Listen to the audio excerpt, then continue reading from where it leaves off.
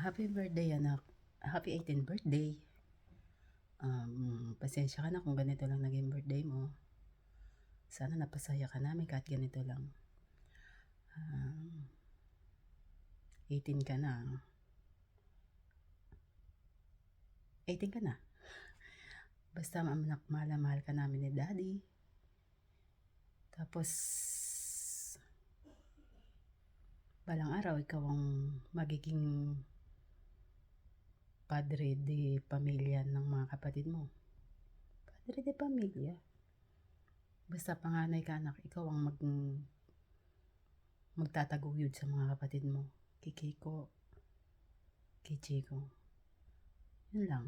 Happy birthday anak. Sana makatapos ka ng pag-aaral para nun.